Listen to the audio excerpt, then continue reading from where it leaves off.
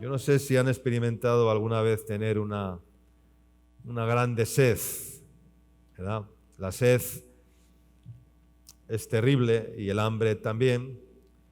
Y una de las maldiciones más especificadas en la Biblia es precisamente la sequía.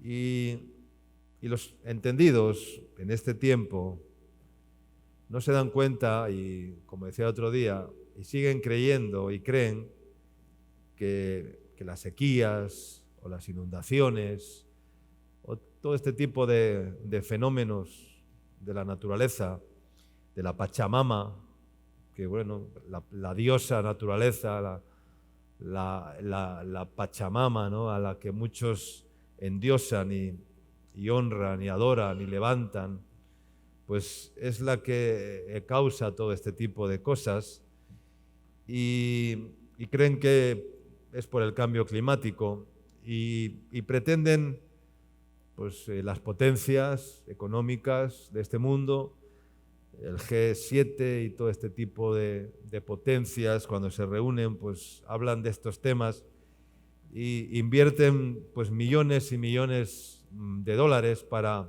resolver el problema, pero no se dan cuenta de que Dios es el dueño del clima, ¿no? Absolutamente el dueño de todo, porque el clima forma parte de su creación y Él es el dueño de todo, absolutamente de todo. ¿Cuánto dicen amén?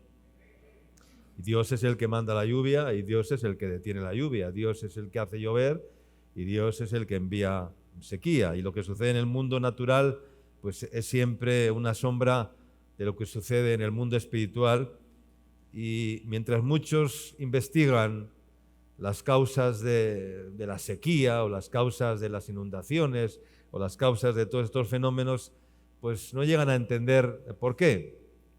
Y es porque la mayoría de los seres humanos pues siguen dando la espalda a Dios. Hay varios tipos de sed. El hombre que se aferra a su vida, pues valora más las necesidades físicas que las necesidades más importantes, que son las espirituales, son las necesidades del alma. Y por eso, cuando tienen hambre, cuando tienen sed, pues el ser humano hace lo que sea para comer o para beber. Porque el hombre, pues, aún ama más su propia carne, su propia vida, más que cualquier otra cosa, ¿no? Pero hay una sed espiritual que muchos lamentablemente la sufren durante toda su vida y nunca consiguen saciar la sed que hay en sus almas, la necesidad que hay en su corazón, que hay en sus vidas, que hay en sus almas. Y entonces viven toda su vida pues llenos de ansiedades, que son afanes, que son diferentes tipos de sed que no sacian y que nunca consiguen saciar porque no van a la fuente correcta, a la fuente que emana agua que puede saciar nuestra sed. ¿Cuántas personas vienen al banquete de la palabra y no comen y no beben y no les aprovecha porque no asimilan el alimento santo, ¿no? Por lo tanto no reciben la gracia de Dios y por lo tanto siguen aferrados a sus pensamientos, a sus sentimientos, a su autocontrol y no permiten a Dios hacer su obra en sus vidas, ¿no? Vamos a leer Jeremías capítulo capítulo 14, versículos del 1 al 7. Dice así la palabra de Dios. Palabra de Yahvé que vino a Jeremías con motivo de la sequía. Se enlutó Judá y sus puertas se despoblaron. Se sentaron tristes en tierra y subió el clamor de Jerusalén. Los nobles enviaron sus criados al agua, vinieron a las lagunas y no hallaron agua. Volvieron con sus vasijas vacías, se avergonzaron, se confundieron y cubrieron sus cabezas, porque se resquebrajó la tierra por no haber llovido en el país. Están confusos los labradores, cubrieron sus cabezas. Aún las ciervas en los campos parían y dejaban la cría, porque no había hierba. Y los asnos monteses se ponían en las alturas, aspiraban el viento como chacales, y sus ojos se ofuscaron porque no había hierba. Aunque nuestras iniquidades testifican contra nosotros, oh Yahvé, actúa por amor de tu nombre, porque nuestras rebeliones se han multiplicado, contra ti hemos pecado. Amén. Aquí hay un mensaje profético acerca de la sequía. Ocurrió algo terrible, ¿verdad? Los nobles enviaron a los criados a recoger agua y fueron a las lagunas donde efectivamente tenía que haber agua, pero dice no hallaron agua y volvieron con sus vasijas vacías. Hay muchas personas que vuelven con sus vasijas vacías, no encuentran el agua, no encuentran el agua de vida, no encuentran el agua que puede calmar la sed de sus almas y por lo tanto viven llenos de sed, viven llenos de ansiedades. La ansiedad es una enfermedad que no se ve, ¿no? Que no afecta a ningún órgano del cuerpo, no afecta al hígado, no afecta al páncreas, no afecta al corazón, pero afecta al alma terriblemente, ¿no? Hay multitudes de personas enfermas de ansiedad, ¿verdad? Enfermas de ansiedad. Y dice, volvieron con sus vasijas vacías, se avergonzaron, se confundieron y cubrieron sus cabezas, porque se resquebrajó la tierra por no haber llovido en el país, una total sequía.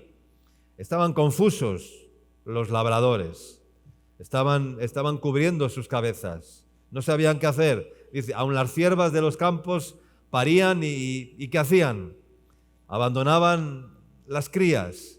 ¿Por qué? Porque no había hierba, no había pasto. Claro, si no llueve, no hay pasto. Si no llueve, no hay hierba. Si no llueve, no hay alimento. Si no llueve, en tu vida no hay alimento, no hay maná de Dios, no hay alimento para tu alma. Y los asnos monteses, dice, se ponían en las alturas y aspiraban el viento no como chacales, pero se ofuscaron también. ¿Por qué? Porque no había alimento, no había hierba no había alimento para comer. Y entonces dice el verso 7, aunque nuestras iniquidades testifican contra nosotros, oh Dios, actúa por amor de tu nombre, porque nuestras rebeliones se han multiplicado y contra ti hemos pecado. Esa fue la respuesta del quebrantamiento de la tierra y del quebrantamiento de los sedientos. Pero qué pocos son los que entienden y reaccionan con esta humillación, con esta respuesta, con estas palabras.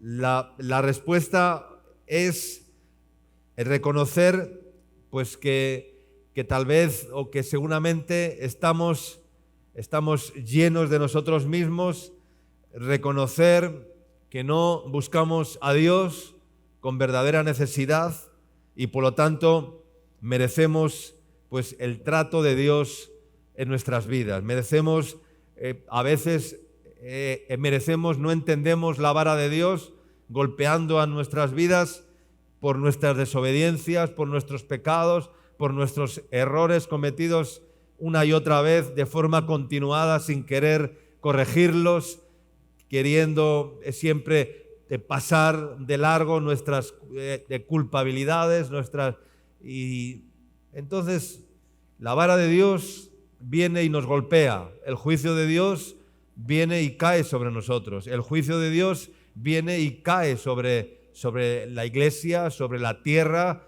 y sobre el mundo entero, y la gente no entiende por qué el juicio de Dios viene.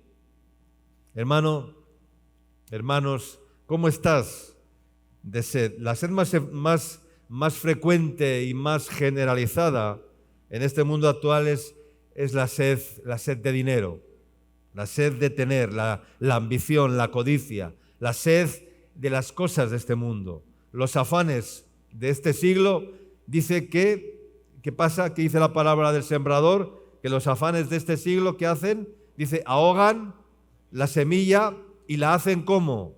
Infructuosa, es decir, la palabra se pierde. No hay alimento porque los afanes de este mundo ahogan la palabra y la hacen infructuosa. ¿Dónde está puesta nuestra confianza? ¿Cuántas veces somos el mayor estorbo para que Dios manifieste su sobreabundante gracia en medio de nosotros, en medio de nuestras vidas, en medio de la iglesia? La codicia es un pecado insaciable, porque el que ama el dinero, dice la Biblia, no se sacia nunca de dinero, dice en Eclesiastés. No hay contentamiento, no hay satisfacción nunca. Esa frase aprendida de amar a Dios sobre todas las cosas, que es una frase de lo más absurda, pero que hay frases a veces que nos han enseñado y que hemos aprendido desde niños, y los seres humanos hemos aprendido a repetirlas. Amar a Dios sobre todas las cosas, más vale pájaro en mano que ciento volando. Pues son frases absurdas que repetimos y que no tienen ningún sentido. Eso de más vale pájaro en mano que ciento volando, no. Yo tengo un pájaro en la mano y los 100 que están volando puedo ir a por ellos también. O sea, no quiere decir más vale. Esas son frases absurdas que no tienen ningún sentido. Hay muchas frases absurdas que repetimos, las palabras se las lleva el viento o se las lleva, y tantas cosas, ¿no? Y una de ellas es amar a Dios sobre todas las cosas, cuando las cosas no se pueden amar. ¿Cuánto dicen amén? No puedes amar a las cosas. Las cosas no te van a devolver amor, nunca, porque son insensibles las cosas. No te van a devolver amor. Entonces, amor al dinero, amor a las cosas. Pero cuando dice el que ama el dinero, ¿no? el que ama el mundo, el amor del Padre no está en él. El que ama el mundo, el que ama el dinero, no solamente el que ama el dinero, sino el que ama también las cosas que se compran ¿con qué? Las cosas se compran ¿con qué? Se compran con dinero. Bueno, el dinero, estamos ya hablando de que viene un tiempo en que el dinero tiende a desaparecer, ¿no? Una sola moneda, una moneda única. Así se van a evitar pues, la evasión de impuestos, los fraudes fiscales, la delincuencia, porque si no hay dinero físico, pues ya no te pueden atracar. No te van a sacar el chip de la piel no, con el que te van no, te van a cortar y ahí no está el dinero tampoco. O sea, no sirve de nada, ¿no? Pero ya el dinero electrónico ya existe, el Bitcoin y el dinero electrónico y todo esto está ya avanzando, ¿no? Y vamos camino de que ya el dinero físico, pues, y todo el mundo pagará con su teléfono, ya se puede pagar con el teléfono, con tu tarjeta puesta en el teléfono, y este tipo de cosas que estamos ya viendo, ¿no? Pero dice, amor a las cosas que se compran con dinero. Y por eso dice la palabra, no améis al mundo, ni las cosas que están en el mundo, porque el que ama el mundo, el amor del Padre no está en él. Y el que ama el mucho tener, dice, no sacará fruto.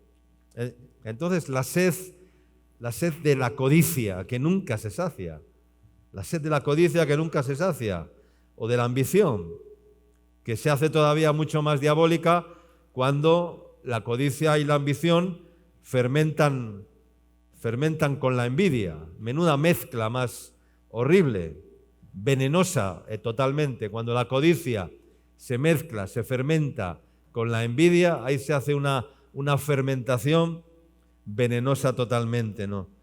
Yo no sé si alguna vez has escuchado al Padre, a Dios Padre, decirte lo mismo que le dijo el Padre a Jesús, que le dijo, todo lo tuyo es mío y todo lo mío es tuyo. Pues el Señor te dice, todo lo mío es tuyo.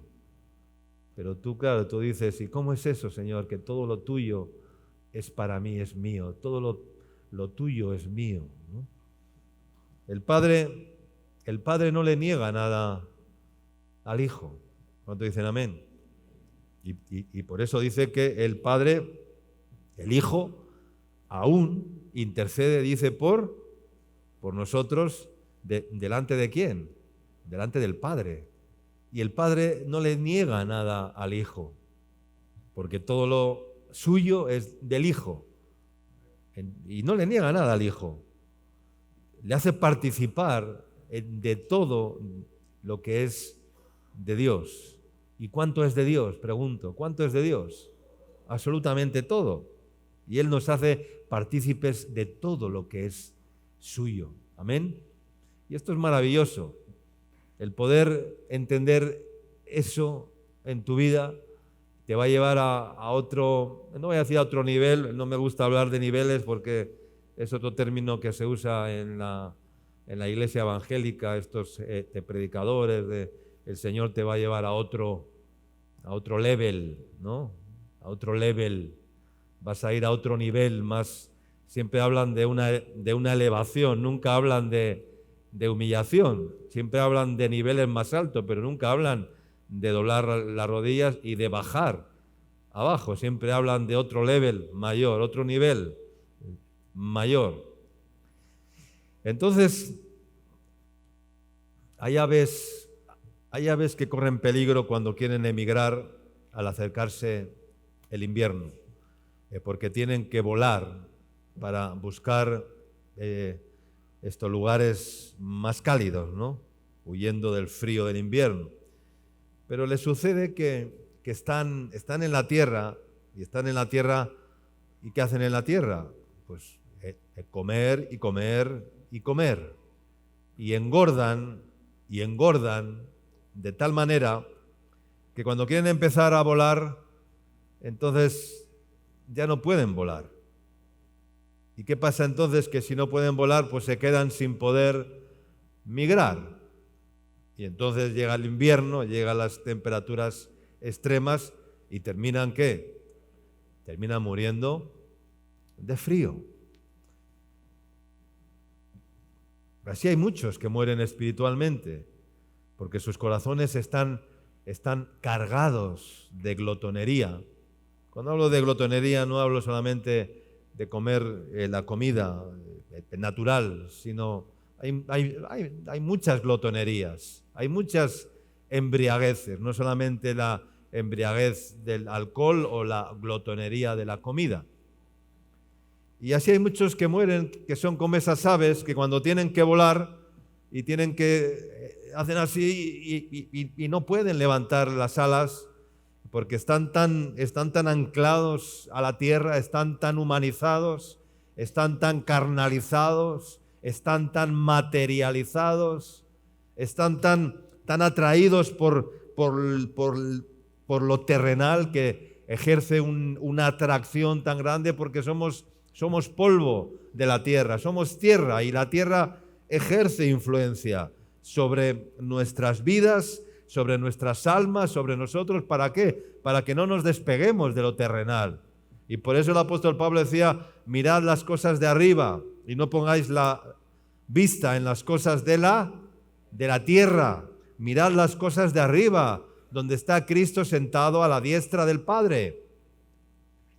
Y en Lucas capítulo 21, versículo 29 al 36, pues nos da la palabra una advertencia acerca de esto. Dice, y también les dijo una parábola, mirad la higuera y todos los árboles, cuando ya brotan, viéndolo, sabéis por vosotros mismos que el verano ya está cerca.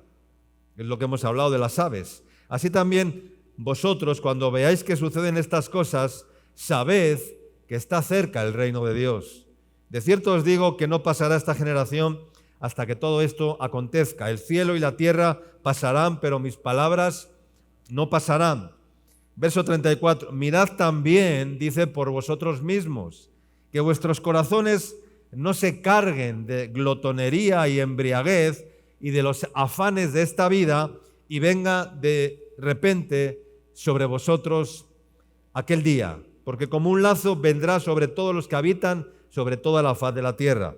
Velad pues en todo tiempo, orando que seáis tenidos por dignos de escapar de todas estas cosas que vendrán y de estar en pie delante del Hijo del Hombre. Amén. Mirad también por vosotros mismos, que vuestros corazones no se carguen de glotonería, de embriaguez y de los afanes de esta vida, y venga de repente sobre vosotros destrucción repentina. Porque como un lazo vendrá sobre todos, como un lazo que no lo ves. El lazo viene, el lazo del cazador viene y no lo ves por dónde viene. Pues así es este tiempo. El lazo viene, el lazo está ahí para atrapar al mayor número de personas, y el mundo está diseñado para asimilar al mayor número de personas en este tiempo, y no nos damos cuenta de que el mundo nos quiere engullir, nos quiere asimilar, ¿verdad? Y hacernos igual que ellos, vivir como ellos, ser como ellos, participar de las mismas leyes que ellos tienen, dar por buenas las leyes que ellos aprueban, dar todo por bueno. Hay de los que a lo bueno dicen malo y a lo malo dicen bueno, y el mundo nos quiere asimilar, nos quiere hacer que seamos parte del mundo, que no seamos algo diferente, que nos sujetemos a las normas, a los preceptos, a los gustos. No gustes, no toques, no andes, no subas, no bajes, haz esto, haz aquello. Así estamos. La OMS habla de que estemos preparados, que viene una pandemia mucho más terrible. Ya están amenazando nuevamente, ¿eh? Acabamos de salir y ya están amenazando con que los países, los gobiernos, las naciones tienen que prepararse para una nueva pandemia que puede aparecer en cualquier momento y que va a ser mucho más violenta todavía. O sea, así vivimos, atemorizados por los gobernantes de este mundo diabólico. Y el mundo, como decía, nos quiere asimilar, nos quiere arrastrar, nos quiere hacer parte del mundo, que no seamos diferentes. Hermanos, conocemos la llave del Evangelio. Hay una llave en el Evangelio que la conocemos muy bien, pero que no la practicamos casi nadie. Está escrita en Mateo 6:33. La sabemos de memoria. Mas buscad primeramente, ¿qué? El reino de Dios y su justicia. ¿Y entonces qué pasará? Que las demás cosas, no dice las demás cosas, dice y todas, no dice solamente las demás, dice y todas las demás cosas serán añadidas. ¿Cuántos lo saben este versículo? ¿Cuántos lo practican y lo viven en sus vidas? Es una llave maestra. Este versículo es una llave maestra. Pero, ¿de qué nos sirve tener la llave maestra si no la usamos para abrir las puertas que conducen a la vida eterna? ¿Cuánto dicen amén? ¿De qué sirve tener las llaves maestras si no las usamos cuando hay que usarlas? Si no buscamos primeramente el reino de Dios, es lo que menos hacemos, buscar primeramente el reino de Dios. buscamos nuestro propio reino, buscamos nuestra comodidad, buscamos lo nuestro, el reino familiar, el reino personal, el reino eclesiástico, el reino ministerial, la ambición, la codicia y el reino de Dios. ¿Dónde queda el reino de Dios? Mira, cada vez en la iglesia y en la obra de Dios las personas quieren ser más importantes que útiles. O sea, más importantes que útiles. ¿Tú qué quieres ser en la obra de Dios? ¿Útil o importante? No, pero la gente quiere ser importante. Y piensa que siendo importantes, entonces ya lo tienen todo. Y no se dan cuenta de que de esa manera están menospreciando el don que Dios les dio, el talento que Dios les dio. Se puede ser útil o más útil y menos importante, y Dios te va a bendecir donde tú seas más útil. ¿Cuánto dicen amén? David, hay un ejemplo muy claro. David no era rey. ¿Quién era el rey? Era Saúl. ¿Pero qué pasaba con David en tiempos del rey Saúl? Que todos amaban más ¿a quién? ¿A Saúl o a David? ¿A quién respetaba más el pueblo? ¿A Saúl o a David? Cuando el rey David salía y entraba, Saúl mató a 1000, David a sus 10.000, y todos alababan a David. Y David era una lámpara que alumbraba a la sombra de Saúl. Saúl era el rey político, un rey que se degeneraba constantemente, un rey que no hacía las cosas bien, un rey que empezó a degenerarse completamente, y mientras el rey Saúl se degeneraba, emergía un rey que estaba en la sombra, que estaba detrás de las ovejas, de allí fue sacado y era una luz y era una lámpara que brillaba en todo Israel sin ser rey. Amén. No hay que ser rey para brillar. ¿Cuánto dicen amén? A veces no pensamos que para brillar hay que ser rey, hay que ser importante. Si no eres importante no brillas. No, se puede brillar en la sombra, hermanos. Y hay que empezar brillando desde la sombra. Donde nadie te ve, sé una lámpara. Donde nadie te está mirando, sé una luz encendida. Donde nadie te está viendo y diciendo qué bien hace las cosas, sé alguien que dice la verdad, que corrige con misericordia y verdad, que es una lámpara encendida. Y luego el Señor te dirá, ahora sí, ahora ven y ocupa el lugar que yo tengo preparado para ti. Pero hay que hacerlo, no solamente decirlo con la boca. Hay muchos otros afanes en la vida.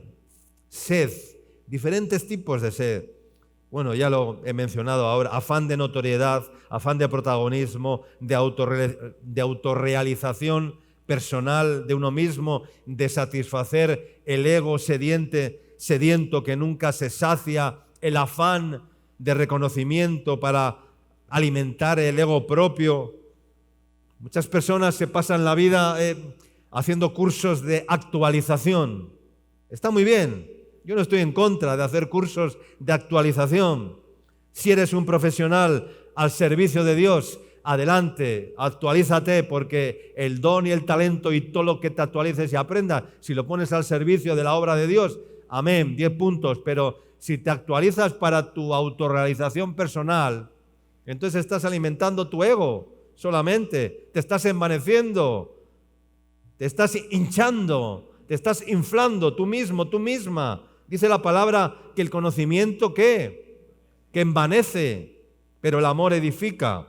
Afán de querer sobresalir, destacar. Son todos ellos afanes y deseos para alimentar el ego insaciable.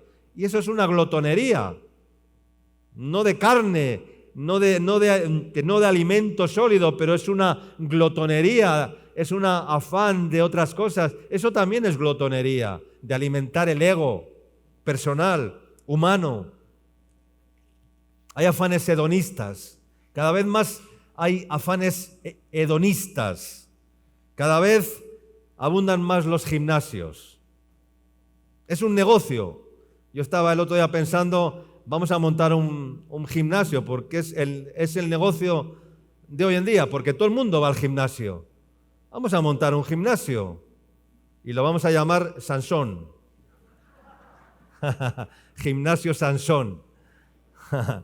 Yo en Ecuador monté una peluquería, vino un estilista que ingresó con nosotros, con su esposa, y teníamos un pequeño local y como el hombre era estilista y era buen peluquero, pues armamos una peluquería, compramos y le pusimos peluquería Sansón y Dalila.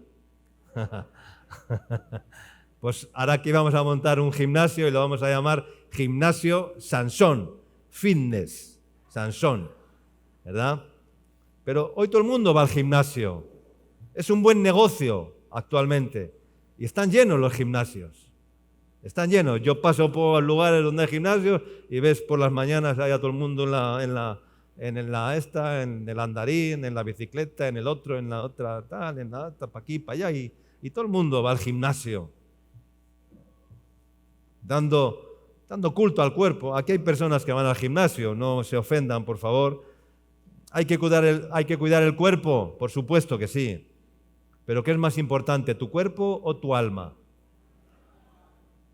Si cuidas más tu cuerpo que tu alma, pues que tu relación con Dios, ¿de qué te servirá cuidar el cuerpo si no cuidas tu alma? El cuerpo, por mucho que vayas al gimnasio, se va a deteriorar. El cuerpo se va a deteriorar. Hay una ley que aunque vayas al gimnasio, esa ley no es implacable, es la ley de la entropía, del envejecimiento, del desgaste de los órganos de nuestro cuerpo, porque eso es tan evidente como que... Y cada vez aumenta más la sed hedonista. Hay una sed hedonista en el ser humano del siglo XXI. Y cada vez aumentan más las cirugías plásticas. Es un supernegocio, ¿verdad? La cirugía plástica, las clínicas de cirugías plásticas y estéticas, de lifting, de levantamiento de cejas, de estiramiento de cuello, de párpados, de aumento, de reducciones. Quítame de aquí, ponme acá, auméntame acá, ponme acá, quítame de aquí, ponme de acá. O sea, así estamos, hermanos. Colombia es el país number one en aumento de... Bueno, ya saben ustedes de qué. Entonces, y cada vez va en aumento. Hay personas que han sufrido porque les han inyectado ¿no? colágenos de mala tal, no sé qué, no sé cuántos, y les han provocado un desastre. Y vemos a veces, ¿no? noticias, ¿no? Las liposucciones, las inyecciones de colágeno, de todo este tipo de cosas, ¿no? Eso es hedonismo, afanes, ansiedades, ¿verdad? Estate contento con el cuerpo que Dios te ha dado. ¿Cuánto dicen amén? ¿O tienes envidia del cuerpo que tiene otra persona? Yo estoy contento con mi cuerpo. No tengo problemas. Además dice la Biblia en 1 de Timoteo, en el capítulo 4, versos 7 y 8, dice el verso 8 especialmente, dice el 7, desecha las fábulas profanas y de viejas, dice, desecha las fábulas profanas y de viejas. Nunca me había fijado en este texto así, y qué directo era Pablo, ¿no? Desecha las fábulas profanas y de viejas. Decía, qué mal educado no era el apóstol Pablo, ¿no? Ejercítate para la piedad, porque el ejercicio corporal, no que dice para poco, no dice para nada. Entonces, los que van al gimnasio están justificados, porque dice para poco. ¿No? Si dijera para nada, hay así, chao gimnasio. Pero dice para poco, es provechoso. Pero la piedad, dice, para todo aprovecha, pues tiene promesa de esta vida presente y en la venidera. Amén. Pero bueno, vamos a seguir con el tema. Jeremías capítulo 2, versículos 12 y 13. Dice, espantaos cielos, Jeremías 2, 12 y 13, espantaos cielos sobre esto y horrorizaos, desolaos en gran manera, dice Yahvé, Porque dos males ha hecho mi pueblo, dos males. Me dejaron a mí fuente de agua viva y cavaron para sí cisternas rotas que no retienen agua. Amén. Y cada vez abundan más este tipo de personas que cambian la fuente inagotable del agua viva, que sacia completamente y que te lleva a no tener sed jamás, como le dijo Jesús a la mujer samaritana. ¿Qué le dijo el Señor a la mujer samaritana? Cualquiera que bebiere de este agua, del agua del pozo, dice, volverá ¿a qué? A tener sed. Mas el que bebiere del agua que yo le daré, no tendrá sed. ¿Qué dice? Jamás. Sino que el agua que yo le daré será en él una fuente que salte para vida eterna. Entonces la mujer le dijo, Señor, dame ese agua para que yo no tenga sed ni venga aquí al pozo a sacarla. Qué maravilloso, ¿no? Cómo entendió aquella mujer rápidamente, ¿no? Que lo que Jesús le estaba queriendo enseñar, ofrecer y darle a aquella mujer, para que dejara el cántaro, para que dejara el envase, para que dejara la vasija de cargar y ir todas las mañanas al pozo a sacar agua del pozo. Y a veces venimos a la iglesia a sacar un poco de agua. La iglesia es ese pozo, y hay muchos que vienen a la iglesia el domingo, sacan un poco de agua del pozo, se refrescan un poquito y hasta la semana que viene. Ya el resto de la semana ya no hay pozo, ya no hay agua, ya no hay nada. Entonces, hermanos, hay muchos así, ¿verdad? Este tipo de personas. Pero aún a pesar de esto, hay muchos que siguen cavando cisternas para sí mismos, con sus razonamientos, con su autocontrol de sí mismos. Siguen queriendo beber de las aguas del Nilo, de las aguas de su mente, de las aguas de su corazón, que es una cisterna.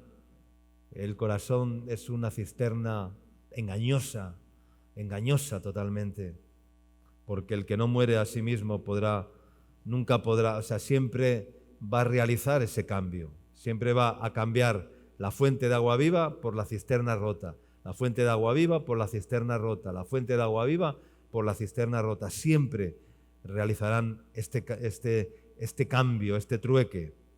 Siempre cambiarán la fuente por la cisterna rota y siguen cambiando la fuente por la cisterna rota. Y cuando tratamos de llenar una cisterna rota, las grietas que tiene esa cisterna pues van a provocar que toda el agua se salga inmediatamente, provocando un vacío ¿no? terrible, insatisfacción, y por consiguiente volverá a tener sed que no se sacia. Hay tantas clases de sed. El hombre está lleno de sed. La sed del miedo, la sed del temor, la sed de la ansiedad, ¿no? De cuando a alguien le das la mano y tiene las manos sudorosas. Eso es un síntoma de que esa persona está llena de ansiedades. Una mano sudorosa, ¿verdad? La boca seca, las manos sudorosas, ¿no? Pero especialmente alguien que das la mano y en un ambiente normal tiene las manos sudorosas, es un síntoma de que esa persona está llena de ansiedades. De repente, de ansiedades de tipo sexual incluso, lo cual va a provocar una sed irrefrenable que a algunos les mata y les consume en vida espiritualmente.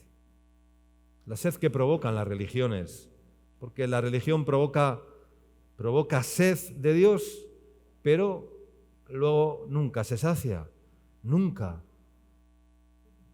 Yo no estoy hablando de la religión católica, estoy hablando de todas las religiones, porque yo veo muchas personas que vienen al culto que vienen a la iglesia evangélica, pero siguen teniendo sed, y que esperan a venir al culto y beber agua fresca del Espíritu o comer el pan de vida, y sin embargo, sí, un refrigerio, pero luego se van y siguen sedientos en sus vidas.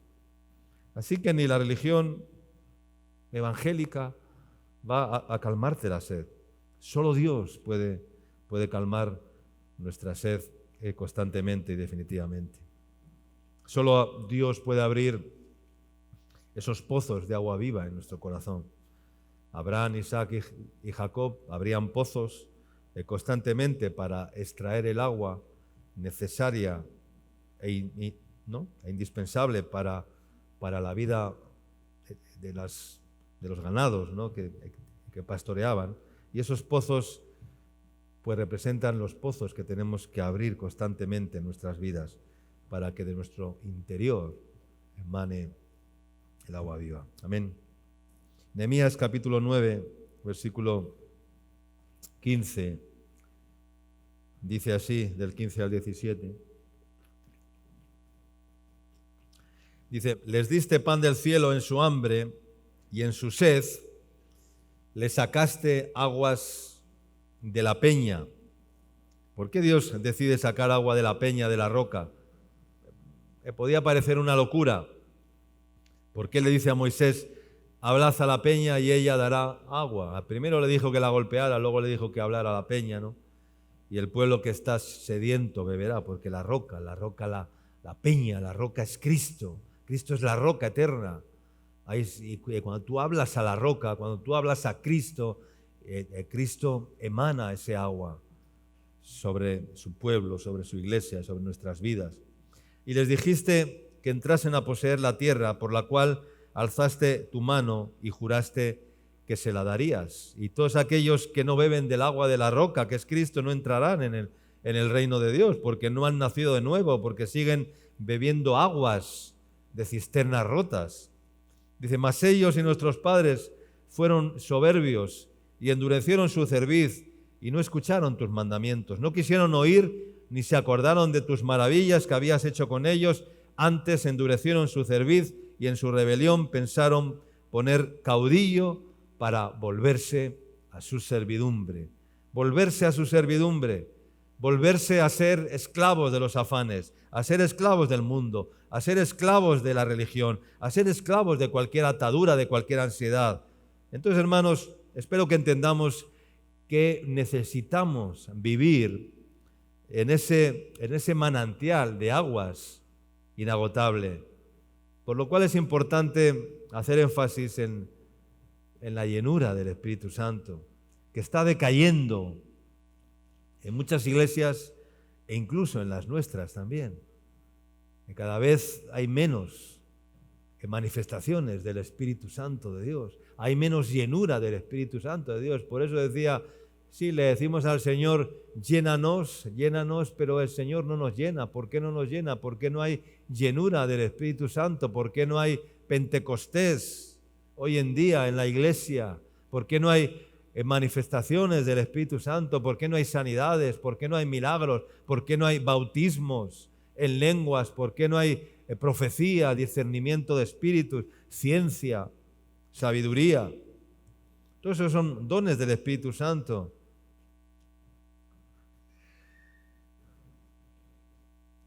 Entonces, hermanos, dentro de todo ser humano hay una sed, hay una necesidad celestial, de arriba, del cielo, de Dios, espiritual, porque nacemos con un espíritu que necesita relacionarse con Dios, porque ¿quién es el que dio el espíritu? Lo dio Dios. Dios puso el cuerpo, Dios puso el alma y Dios puso espíritu en el hombre.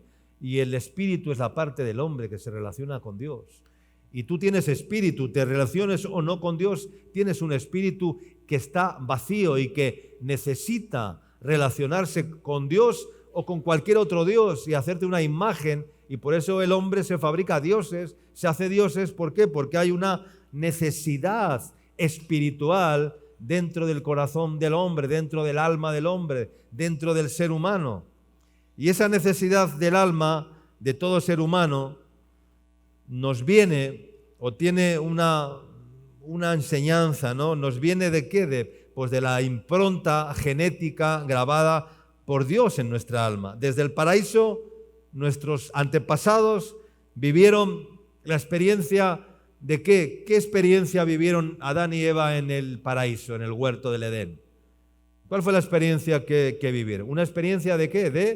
De llenura, de saciedad, de no faltarles absolutamente nada, lo tenían todo, estaban saciados, paseaban con Dios por el huerto del Edén sin ningún afán, sin ninguna ansiedad.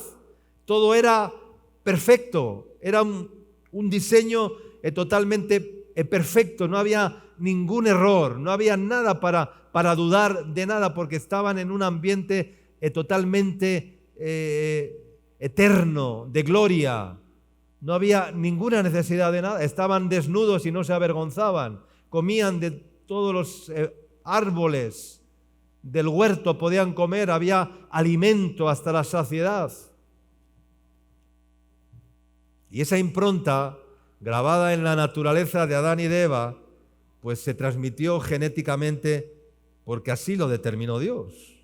Como dice la palabra en Eclesiastés 3:11, dice, Dios todo lo hizo hermoso, dice, en su tiempo. Y ha puesto, Eclesiastés 3:11 dice, y ha puesto, ¿qué ha puesto? Dice, eternidad. Diga conmigo, eternidad. Dios ha puesto, ¿qué? Eternidad, ¿en quién? En el corazón de los hombres. Dios ha puesto eternidad en el corazón de ellos, dice, sin que alcance el hombre a entender la obra que ha hecho Dios desde el principio. ¿Cuántos han sentido alguna vez en sus vidas ese anhelo o ese sueño o esa utopía de la inmortalidad? ¿Qué es la inmortalidad? ¿Es vencer qué? Es vencer la muerte, es superar la muerte. Absorbida es la muerte en victoria, dice la palabra, de tener la certeza de que no todo se acaba con la muerte, de tener la certeza de que no todo se acaba con la muerte. Cualquiera que haya filosofado en la vida, y todos hemos filosofado en alguna ocasión, ha sentido ese deseo de despertar, de superar la muerte, porque de lo contrario, la vida es un absurdo. Si no hay nada después de la muerte, la vida es lo más absurdo que te puedas echar a la cara. ¿Cuánto dicen amén? Si no hay nada después de la muerte, pero ¿cuántos seres humanos tienen ese vacío de decir, no hay nada, esto se acaba, vamos a disfrutar los años de vida que tengamos, que esto se acaba, que no hay nada más, que me voy y ya está? Pero eso es absurdo. Eso es una vida tan, el pensar de esa manera o el tener ese pensamiento es un tormento. Es un tormento. Es un tormento. Y por eso hay personas que mueren atormentadas porque dicen, me voy, ya esto se acabó, ya no hay nada. Pero los que hemos resucitado espiritualmente entendemos que tenemos vida eterna. ¿Cuánto dicen amén? Yo no sé si tú piensas esto o no lo piensas, o lo tienes bien afirmado o bien arraigado en tu vida. Igual dices, no, yo soy muy joven, ya no voy a pensar. Ahí te viene noticia, el otro día había una actriz española de 40 años, de muerte repentina. Si tenía 40 años. ¿Muerte repentina? ¿De qué? Pues, muerte repentina, no sé. Pues, la muerte puede venir cuando... Esa es una de las sabidurías de la muerte, que la muerte nadie sabe el día ni la hora. Entonces, muchos aún desconocen de ese alma inmortal que quiere despertar en su interior. Y esto ocurre, ¿por qué? Ocurre porque han ido apagando con esas cisternas rotas, con esas ansiedades que nunca sacian, con esos espinos que ahogan la palabra de Dios, ¿verdad? han ido apagando la sed de lo celestial en sus vidas, ese anhelo de ir más allá, de inmortalidad. Y no, fíjate hasta tal punto que Pablo nos lo enseña en su carta a los Romanos y nos habla de ese anhelo de inmortalidad. No es malo, sino que es gloria divina que pone el Señor en los justos. Como dice Romanos capítulo 2, versículos 5 al 7, dice así unos versículos más. Dice, pero por tu dureza y por tu corazón no arrepentido, dice, atesoras para ti mismo ira para el día de la ira y de la revelación del justo juicio de Dios. Dice el verso 6, el cual, dice, pagará a cada uno conforme a sus obras. Dice, vida eterna a los que perseverando en hacer bien buscan gloria, honra e inmortalidad. La salvación no es por obras, pero el pago sí es por obras, porque dice que cada cual pagará a cada uno conforme a sus obras. Claro, estamos acostumbrados a decir, no, si la salvación no es por obras, es por fe, para que nadie se gloríe. Está muy bien, pero aquí que dice, el cual dice, pagará a cada uno, ¿cómo? Conforme a sus obras. Entonces, no está negando la evidencia de las obras, ni el juicio que viene por las obras. La salvación no es por obras, pero el pago sí es por obras. ¿Cuánto dicen amén? Porque dice, vida eterna a los que perseverando en buen hacer buscan gloria, honra e inmortalidad. ¿Es bueno buscar gloria? Sí es bueno cuando es la gloria de ¿quién? La gloria de Dios. ¿Cuánto dicen amén? ¿Es bueno buscar honra? Sí, cuando es la honra de los hombres o la honra de Dios. Cuando es la honra de Dios. ¿Es bueno buscar la vida eterna? Por supuesto que sí, cuando es la vida eterna que Dios da. Amén. Para los que buscan gloria, honra e inmortalidad. ¿Cuántos quieren esa gloria, esa honra y esa inmortalidad? Jesús es el único manantial, hermanos, de aguas vivas. Y quienes desean ser cada día más semejantes a Él, pues no cometen la imprudencia de seguir cavando y cavando y cavando cisternas y cisternas construidas con sus propias manos, que no sirven para nada, sino que van cada día a la fuente de agua viva y se bañan diariamente en esas aguas, calman la sed del alma en la pureza de esas aguas y no permiten que nada les aparte de ese río, de ese manantial. Y el resultado de esa experiencia es una vida de obediencia verdadera a Dios, un carácter que cada día refleja más y más el carácter de Cristo. Amén.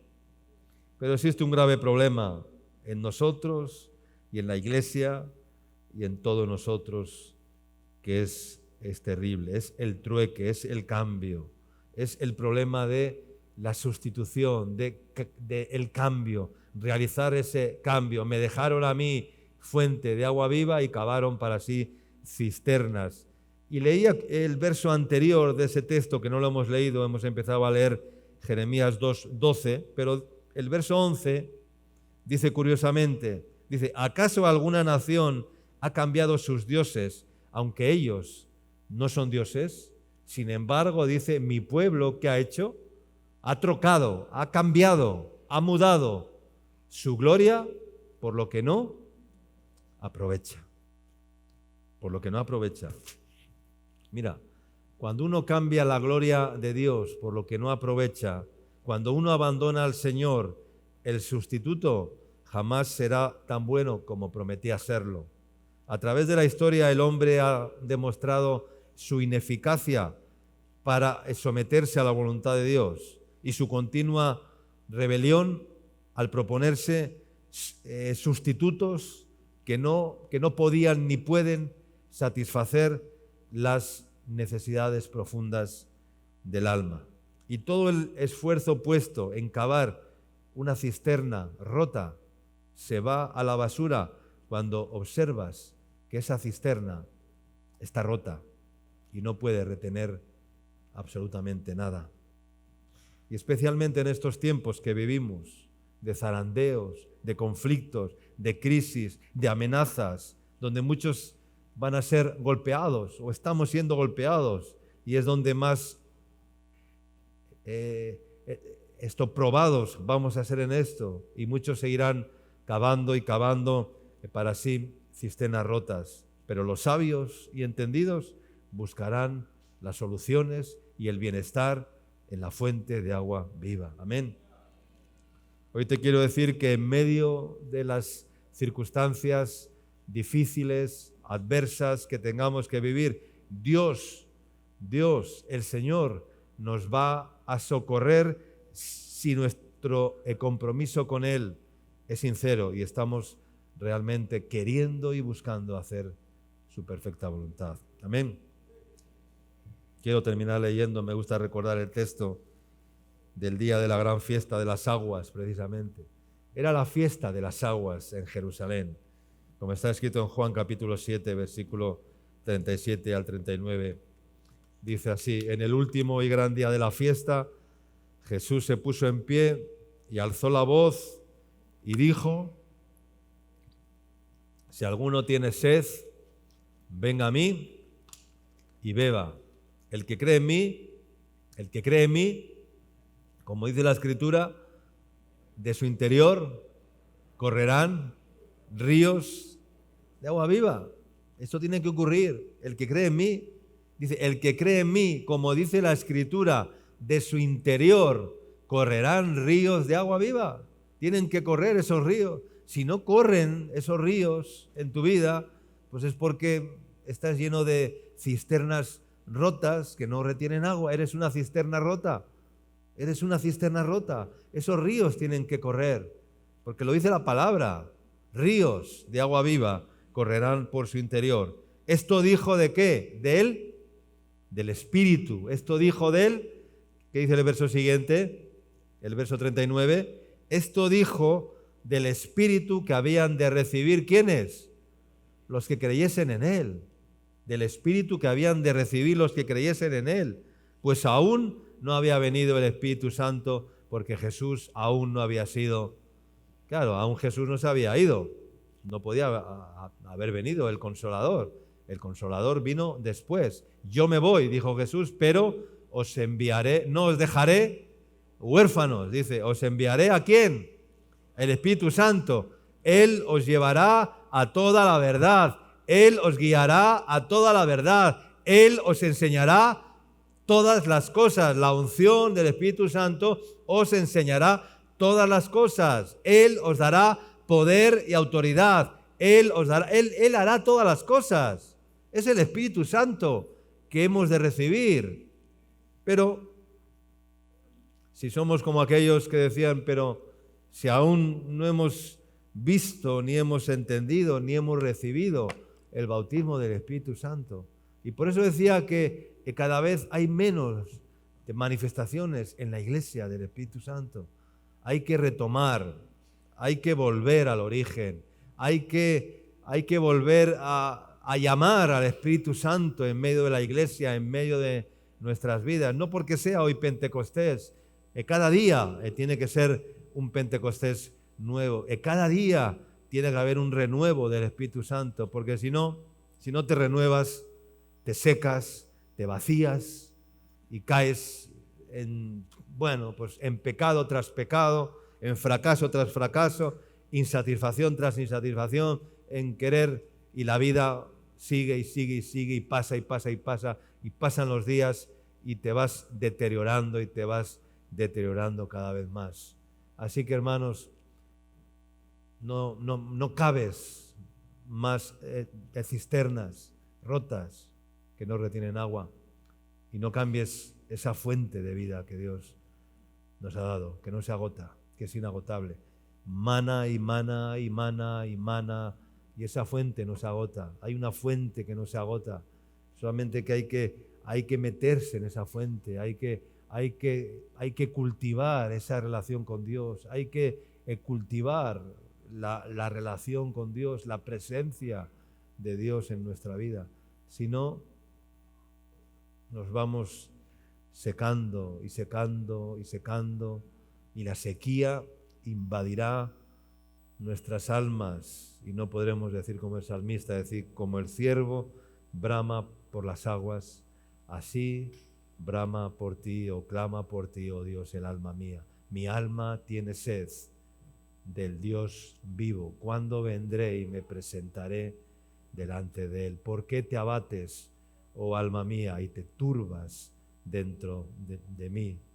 Porque aún he de alabarte. Amén.